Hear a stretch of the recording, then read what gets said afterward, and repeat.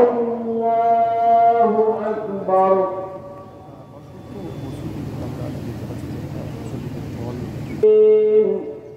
إياك نعبد وإياك نستعين اهدنا الصراط المستقيم صراط الذين أنعمت عليهم غير المغضوب عليهم ولا الضالين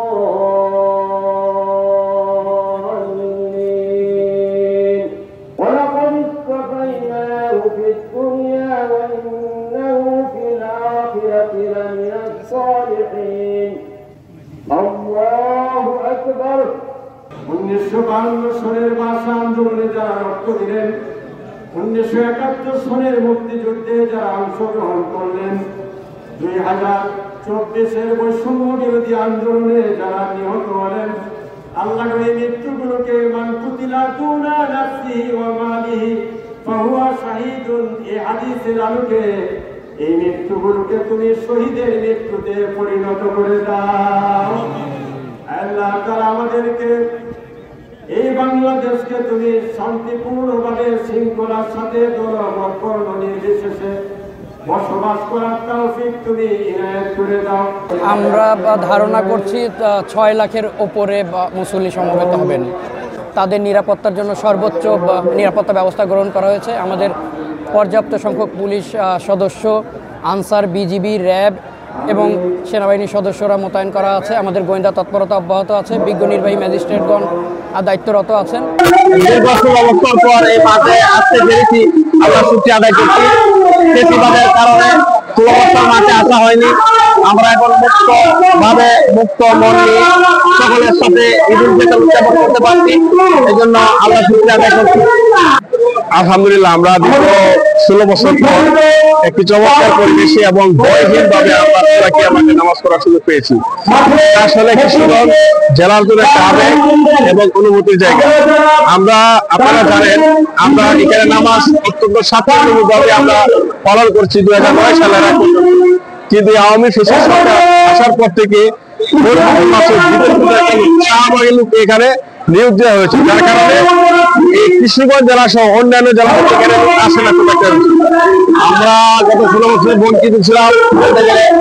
সরকার এক না এক তন্ত্র কায়েম করে ফেসিবাদ কায়েম করেছিলেন, যার কারণে সকল নির্দিষ্ট গোষ্ঠী ছাড়া সবাইকে বঞ্চিত করেছিল। আলহামদুলিল্লাহ, আমরা ফেসিবাদ মুক্ত হয়ে সবাইকে সম্মিলিতভাবে এই ঈদগাহে আসার আহ্বান জানাই। সবাই এসেছে, সবাইকে নিয়ে আমরা ঈদের শুভেচ্ছা। গত 15 বছর ফেসিবাদ মুক্ত এই প্রথম ঈদ। এই ঈদের আনন্দ ছড়িয়ে পড়ুক সবার মাঝে। পাশাপাশি আজকের ঈদে আমাদের যেমন আনন্দের, তেমনি আমাদের জন্য একটি দুঃখজনক বিষয় হচ্ছে, আপনারা জানেন যে জুলাই গণঅভ্যুত্থানের মাধ্যমে আমরা যে নতুন একটি বাংলাদেশ পেয়েছি, সেখানে অনেক শহীদ পরিবারদের আজকে ঈদে সেখানে আনন্দ নাই। যারা আহত হয়েছেন তাদের অনেক পরিবার আনন্দ নাই। আমরা এখানে আজকে অঙ্গীকার করতে চাই, আজকের এই ঈদের দিনে যারা গণহত্যায় জড়িত ছিল তাদেরকে যেন অবশ্যই বিচারের মুখোমুখি করায়।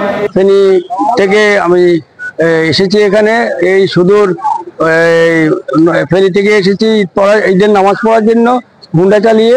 যেহেতু আমি অনেক আগ থেকে শুনেছি এটা একটা ঐতিহাসিক ঈদের ঈদগাহ ময়দান। আজকে এখানে সচক্ষে এসে আমি প্রমাণ পেলাম। লক্ষ লক্ষ মানুষ। বাঁশখালী চট্টগ্রাম থেকে আসলাম। আমি আফ্রিকা মোজাম্বিক প্রবাসী।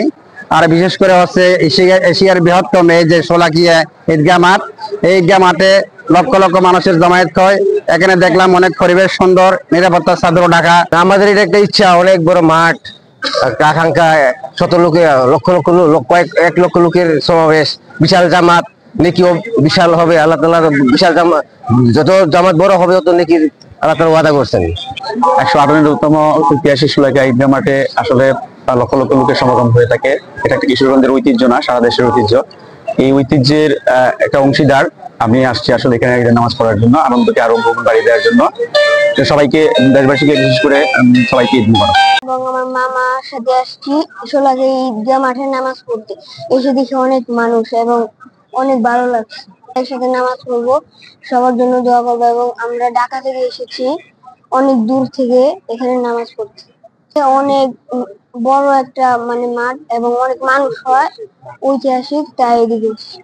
এবছর মানুষ মুসল্লি ইসাহাবান অধিক বেশি, কারণ হলো ফরিদউদ্দিন মাসউদ একজন বিতর্কিত আলেম ছিলেন, যার জন্য ওনার প্রতি মানুষের তেমন একটা ভক্তি ছিল না। মানুষ অন্য বছরের তুলনায় এবছর ইনশাল্লাহ বেশি হয়েছে। আমরা শুনছি যে শোলাকে অনেক মানুষ হয় বা শুনছি, টিভিতে দেখছি, এই জন্য শরৎপুর থেকে আসছি দেখতে এবং নামাজ পড়তে। এই জন্য খুশির বিষয়, একটা আনন্দের বিষয়, ঈদের দিন এই জায়গায় নামাজ পড়বো, এই জন্য আসছি। অনেক দূরের থেকে অনেক কষ্ট করে আসছি এই শরৎপুর থেকে এই জায়গায়।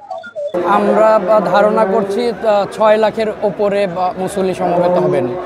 তাদের নিরাপত্তার জন্য সর্বোচ্চ নিরাপত্তা ব্যবস্থা গ্রহণ করা হয়েছে। আমাদের পর্যাপ্ত সংখ্যক পুলিশ সদস্য, আনসার, বিজিবি, র্যাব এবং সেনাবাহিনীর সদস্যরা মোতায়েন করা আছে। আমাদের গোয়েন্দা তৎপরতা অব্যাহত আছে। বিজ্ঞ নির্বাহী ম্যাজিস্ট্রেটগণ দায়িত্বরত আছেন।